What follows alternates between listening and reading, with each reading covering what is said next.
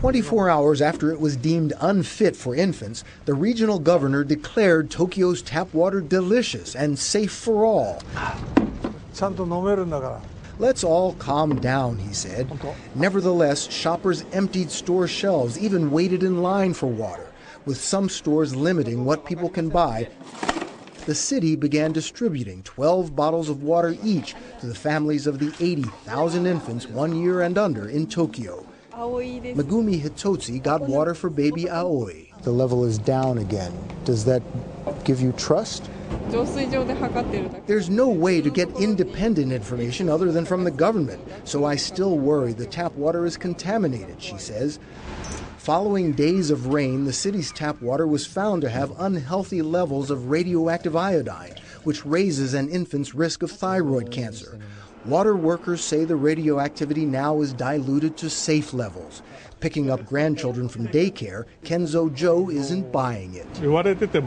Yesterday the water is bad, but this morning the water is okay? It's very difficult to believe what they say, and I'm confused. 140 miles away, the source of the problem continues to confound efforts to bring it under control. Today, smoke rose again from reactors 2, 3, and 4, and for the first time from Unit 1. Engineers don't know why. Now, new fears the seawater used to cool reactors may have encrusted them in salt that could be holding heat in, making the situation worse. Today, 2 workers were rushed to the hospital with radioactive burns after their feet came in contact with water at the plant.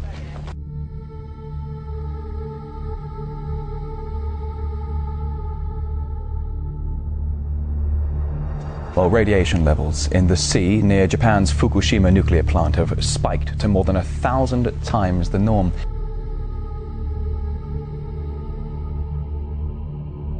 It's been over 2 weeks now since the devastating earthquake and tsunami which caused the accident at the facility. The official death toll from the disaster stands at over 10,000 people, with many more missing or homeless. Emergency teams are still struggling to control the situation at the stricken Fukushima nuclear plant. Several workers sustained radiation burns while installing cables as part of efforts to restore the critical cooling systems. Nuclear energy experts say the damage to the site is having a dangerous effect on the environment and on people's health. I think it's catastrophic. I think that the narrative that we've had for the last week or so, which is that we're trying to fix the problem or get it under control, is misleading. I think that there's evidence of radiation having entered the environment in large amounts. It's turning up in lots of places, in water and food.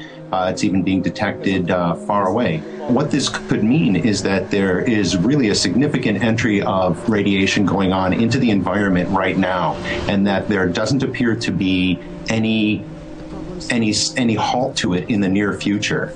So that's very catastrophic. This is not something that is a situation that may get out of control. This is a situation that is having a catastrophic impact currently already. I would say it's significantly dangerous. There's been high levels of radiation detected out at the 20-kilometer limit already. And what you have when you have radiation levels of that level is that in a week or two, you'll have people that are experiencing the radiation exposure of nuclear plant workers, over the course of their career. And these are people in a situation where there's been an earthquake, there's been a tsunami, there's a shortage of food, there's a shortage of water, so their health is already stressed. Their bodies are already stressed. They may not be in heated homes at night, they may not be getting electricity, so the impact of these exposures will be even larger. To receive in the course of a week or two the exposures that nuclear plant workers receive in their entire lives is rather dire, and these people should not be allowed to remain in such an exposure area. New radiation alert in Japan. Radioactivity in one of Japan's Fukushima plants is 10 million times the normal level.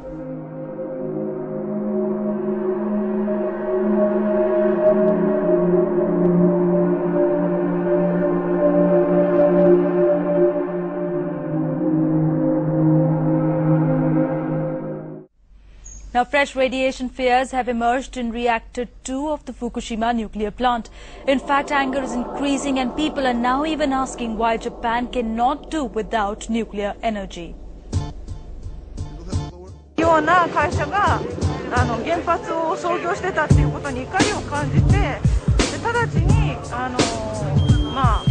やっぱり原発ってのはもともと僕はないすべきだと思ってるし。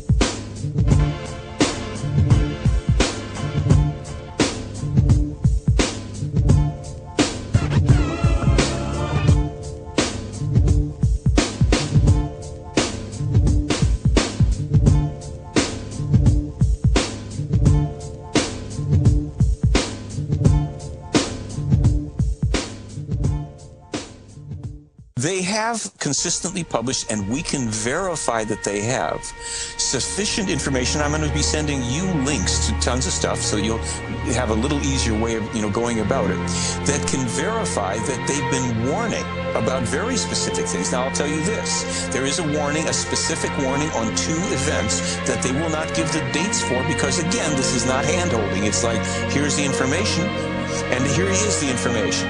There will be a 9.0 earthquake off the coast of Portland, Oregon at some point, and they won't say when, that will run at 9.0 for 5 straight minutes. All right, 5 minutes of 9.0, that's going to wipe out an awful lot.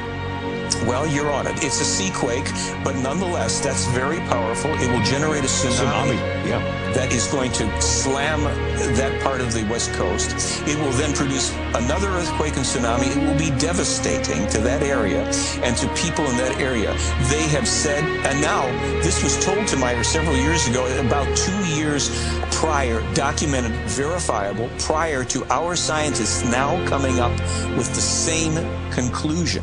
They have also said, I think it's called El Cumbre volcano in the Canary Islands, is going to, it is going to erupt for sure unless there is a way we could prevent some of the damage, but it will erupt, and when it does, 1 trillion tons of mass are going to go into the sea suddenly, generating a tidal wave tsunami, not only that will rush up the coast of Spain, Portugal, and France, but which will cream the entire eastern seaboard of the United States and penetrate up to 12 kilometers inland and potentially take out 20 million human lives.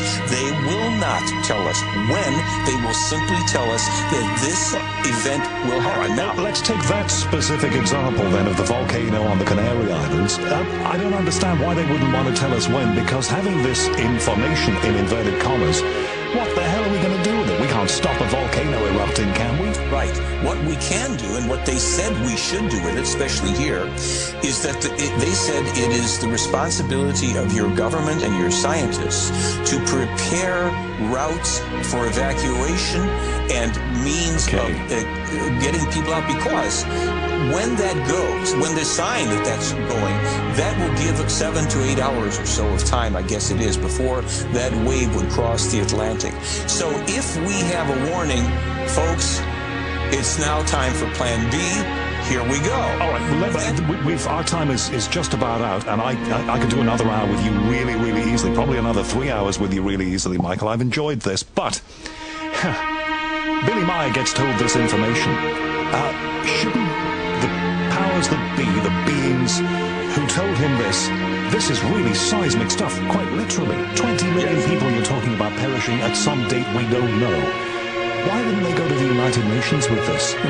Cut out the middleman, deal direct. That's the bit I don't understand. You don't have very long to answer this question, and I'm sorry for that. I'll give you the answer this way. In 1979, the Plejaren authorized contact with the Carter administration of the United States. A letter was drafted by Billy Meyer, given to the lead investigators, and presented to people in the Carter administration. The offer was turned down. Well, that's no big surprise. A letter, that's no good, is it? They need to appear to Jimmy Carter himself. Well, you have to know that the CIA has been monitoring from day one, and the part of the story that hopefully we can do another. How do you know that, by the way? because the lead investigator, retired Lieutenant Colonel Wendell Stevens, U.S. Air Force, and Lee and Britt Elders, who were the skeptic owners of Intercept, a high-level electro-counter-espionage company, who went with Wendell Stevens to Switzerland to start the investigation into the Meyer case in '78 to prevent him from being taken in by a hoax. And all three of them ultimately came away not only knowing that this was no hoax, but having to account to the CIA each trip in and out of London on their way to Zurich. And we have this in publicly recorded, presentation from Wendell Stevens and everything. You've just pulled a thread on a sweater here, my friend. In Los Angeles, that was Billy Meier's representative, Michael Horn. Now, I don't expect you to buy into any of that. I don't know what to make of it. It is either, as I said, the biggest hoax there has ever been, or something truly amazing, and I really don't know which, and it's not my business to make that judgment right now. It's your business to judge about it.